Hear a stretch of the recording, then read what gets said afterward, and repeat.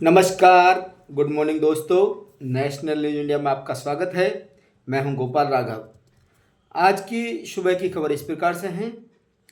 देश भर में सियासी हलचल बहुत तेज है। विपक्ष ने इलेक्शन कमीशन को लेकर के हंगामा करके रखा है कि पिछले इलेक्शन में जो धांधली हुई हुई उनको ऐसा लगता है कि इलेक्शन कमीशन धांधली को छुपा रहा है।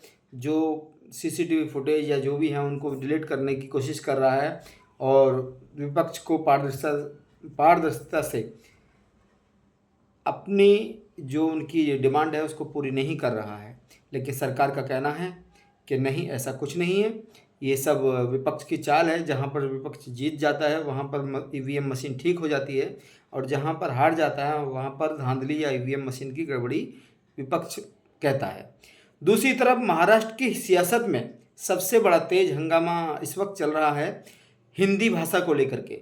जब से महाराष्ट्र सरकार ने पहली से लेकर के 5वीं कक्षा तक हिंदी सब्जेक्ट को कंपलसरी लागू किया है, तब से वहाँ के कुछ दल, कुछ नेता उसको लेकर के बहुत ही आक्रोशित हैं, बहुत ही विरोध कर रहे हैं। जिनमें सबसे बड़ा नाम है महाराष्ट्र नवनिर्माण सेना के राष्ट्रीय अध्यक्ष राज ठाकरे जी का और दूसरे शिवसेना उद्धव ठाकरे प्रमुख उद्धव बालासाहब ठाकरे का, यानी कि उद्धव ठाकरे जी का। ये दोनों पक्ष और भी पक्ष हो सकते हैं। दोनों पक्ष इस वक्त हिंदी भाषा के विरोध में लोगों को जागरूक कर रहे हैं, लोगों को एकत्र करने की कोशिश कर रहे हैं। और ये सब हो रहा है सिर्फ बीएमसी इलेक्शन को लेकर के, क्योंकि अभी नज़दीक में महाराष्ट्र में Mumbai BMC election, Thane BMC election, वसी विरार बीएमसी इलेक्शन और पालघर बीएमसी इलेक्शन आने ही वाले हैं, सितंबर में हैं। उसको लेकर के सब लोग अपने अपने वोटर्स को लेकर के, मराठी मानस को अपनी तरफ खींचने के लिए इस तरह के हथकंडे अपना रहे हैं। ही संपूर्ण भूमिका मी पूर्णपणे फेटाळून लावली आणि आम्हाला ते मान्य नाही म्हणून सांगितलं। कोणत्याही प्रकारे ते जे काही दाखले देत होते त्याच्यामध्ये देखील खरं तर 5वी पासून नंतरच या सगळ्या गोष्टींचा तिसऱ्या भाषेचा किंवा ऑप्शनल भाषांचा विषय येतो। हिंदी के विरोध में जन आंदोलन 5 तरी जुलाई हे मान्य मुंबई केलं की चौपाटी। राष्ट्रीय शिक्षण धोरण जे आहे त्याच्यामध्ये देखील अशा प्रकारची कुठलीही मराठी माणूस को गोष्ट समावेश केलेला नाहीये। त्यांनी ते राज्यांवरती टाकलेली गोष्ट आहे आणि राज्यांवरती टाकलं असताना हे का करतायत किंवा ह्यांना का करायचंय मी हे अजून अनाकलनीय आहे। मी हेही सांगितलं की म्हटलं ते काय ते तुमच्या शाळा द्या, जब महाराष्ट्र में इलेक्शन आते हैं या सगळ्या शाळा ज्या आता नव्याने आल्या या सगळ्या आयएस अधिकाऱ्यांसाठी म्हणून काढल्या गेलेल्या शाळा होत्या, त्यांच्या मुलांसाठी। त्यांना जे देशभर इथे इकडे तिकडे फिरावं लागतं त्याच्यासाठी म्हणून त्या शाळा काढल्या गेल्या होत्या। आता त्या गोष्टींचं, त्या शाळांचं वर्चस्व ह्या राज्यांच्या शाळांवरती जास्ती करण्याचा प्रयत्न आहे आणि मला असं वाटतं की तोच एक केंद्रातला आणि या सगळ्या आयएस अधिकाऱ्यांचा हा त्यांचा तो अजेंडा आहे। मी म्हटलं महाराष्ट्र हा का कशासाठी करायचा प्रयत्न करतोय जे बाकीची कुठची राज्य करायचा प्रयत्न देखील करत नाहीये। काही गोष्टींची उत्तर त्यांच्याकडे नव्हती आणि ते तेच गोष्टी बोलत होते। परंतु आम्ही त्या दिवशी मला असं वाटतं मी पत्रकार परिषदेमध्ये माझा संपूर्ण भूमिका मांडली। माझी तीच भूमिका आहे। या संपूर्ण गोष्टीला आमचा पूर्णपणे विरोध असेल, आहे, राहणार। हिंदी किंवा इतर कुठल्याही भाषेची सक्ती महाराष्ट्रामध्ये होऊ देणार नाही म्हणजे नाही।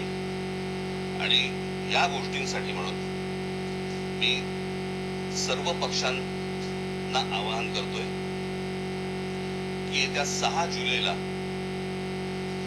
गिरगाव चौपाटीवरून मोर्चा काढायचा निर्णय आम्ही घेतलेला आहे। त्या संपूर्ण मोर्चामध्ये कुठेही कोणताही झेंडा नसेल। तो संपूर्ण मोर्चा हा मराठी माणसाचा असेल। त्या मोर्चाचं नेतृत्व मराठी माणूस करेल। आम्ही जे शिक्षण तज्ञ आणि जे इतर भाषा तज्ञ आणि इतर जे साहित्यिक आणि इतर जे लोक आहेत यांच्याशी देखील आम्ही बोलणार आहोत। माझं पत्र त्यांना जाणार आहे।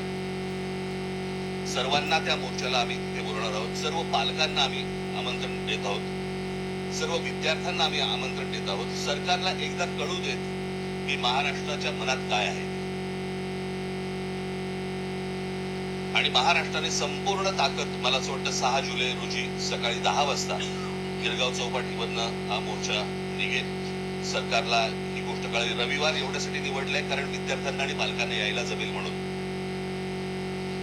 आणि त्याच्यासाठी म्हणून रविवार हा निवडलेला आहे. बाकीच्या राजकीय पक्षांशी देखील मी चर्चा करणार आहे, त्यांच्याशी मी बोलणार आहे.